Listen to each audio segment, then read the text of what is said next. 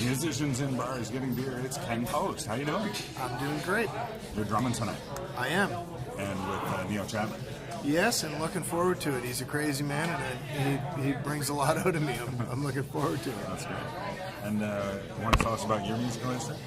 Yeah, I'm known more for the country aspect. I mean, my family had like 8 albums out by the time I was 12, and then I played with several big country acts, like which is how I knew Lou in the first place, Lou Moore. Played with like Johnny Burke and East Wind and stuff like that back in the day, and then the Family Brown, and I still work with Randall and Tracy of the Family Brown and their daughter, actually, Kelly Prescott. Oh, wow.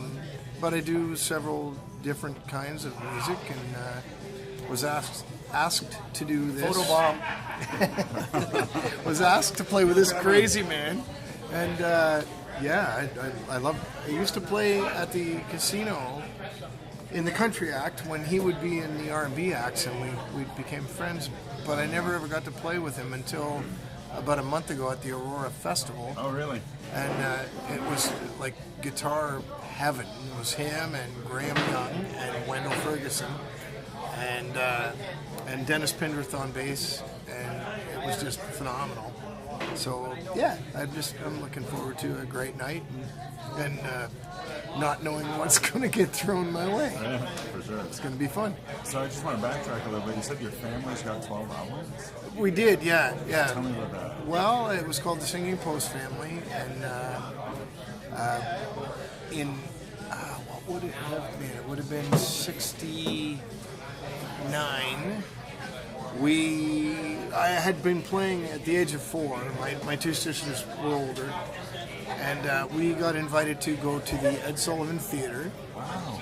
And play a thing called the Ted Mack Amateur Hour, which was a contest in New York, and so we went and we played it and we won it, and we won a recording contract out of it, but we were never aired because it went off the air before our show was aired. But we did get a recording contract, and a few years later, my sisters started to do the girl thing and have babies and that, and that kind of just ended it. And I see. Okay. so I'm really the only one that carried it on full time. My oldest sister still does it again now, part time, and for fun, and enjoys it, and she's great at it. The middle girl, Debbie, she doesn't do it really anymore. My dad still. He's 84 now, and he's talking about doing another record. I have a recording studio at my home in Washago, so That's great. yeah, I'm hoping he'll be able to do one more. Oh, that's awesome. And so what other bands have you been in? Well, Thomas Wade and Wayward. Oh God, I've played with Jason McCoy, Jason Blaine. Aaron Lyons, I'm about to do another show at Havelock actually with Aaron Lyons. Wonderful artist. I don't know if you know this, but most requested artist of the decade, 2000 to 2010. Is that right? Yeah, he's an amazing young fellow. I really enjoy working with him. And I do a lot of production shows for a fellow by the name of Rob Asselstein, RGA Productions.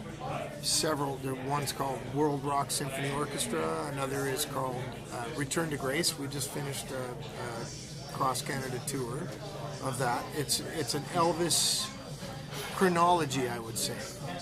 Stephen Michaels is the Elvis, and it's... If anyone had told me 20 years ago I'd be playing an Elvis show, I would have went, I don't think so. But that guy is Elvis. Wow.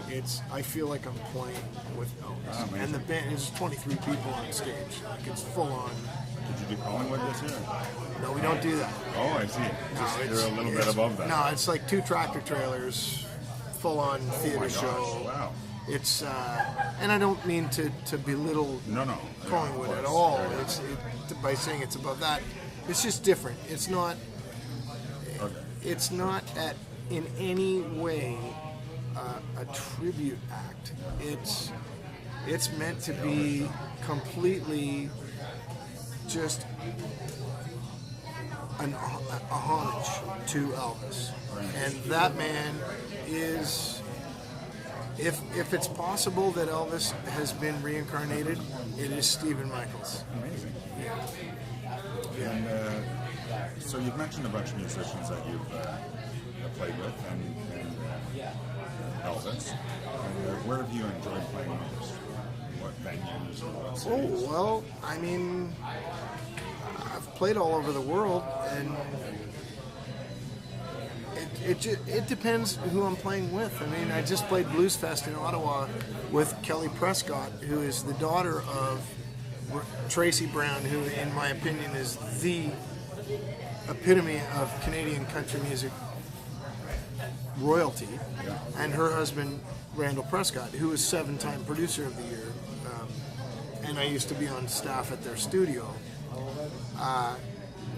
So Kelly is amazing, and it's fun because, I mean, she used to run up and down the aisles of the bus when we would be touring, and now I'm her drummer and listen and taking her direction, you know. Right. Wow. It's very cool. Yeah. This venue here is as fun as it gets, but it's a whole different thing, right? I mean, you can be in front of 50,000 people, or you can be in front of 50 people, and it'd be just as much fun. That's a common thought on this show. Yeah. I've heard before.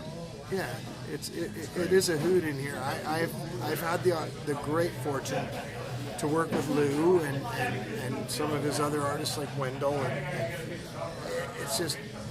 it's fun. I love it.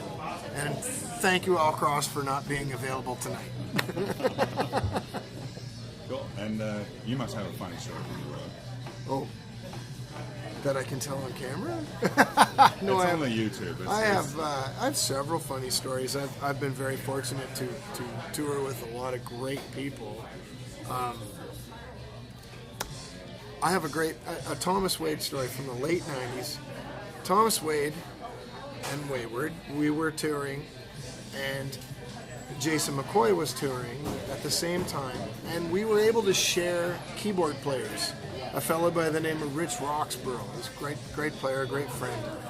And it just happened, the routing happened that we would play at venue, and we would leave Rich there, and Jason would play near that venue the next day. He'd pick him up, and that we hopscotched like that all across, right to BC and back.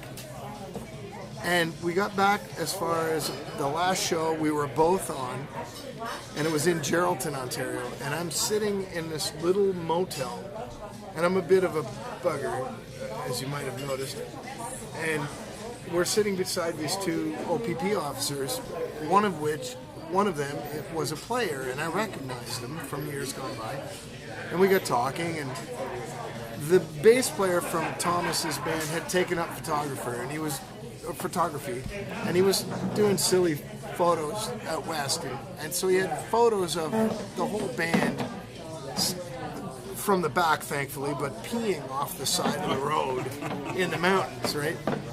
So the light bulb went on over my head, and I said, "Oh, do you want to have some fun?" to this OPP officer, because Jason's motorhome had broke down, and they had been in touch with us and said, "We'll be there on time, but we'll be late." And the last time they were in touch, we knew they were about an hour in. I said, so at this point, I said, they should be about, if you drive out to meet them, it should be about 15 minutes, and you'll see, you can't miss it. They're towing a trailer, says Jason McCoy on the back of it, blah, blah, blah. Richard Roxborough is the fella's name, and here's a picture of him peeing off the side of the road. So they were cool guys, and they went, and they stopped the van, and they arrested him. They pulled him out of the van, and he was sleeping at the time. Oh my God.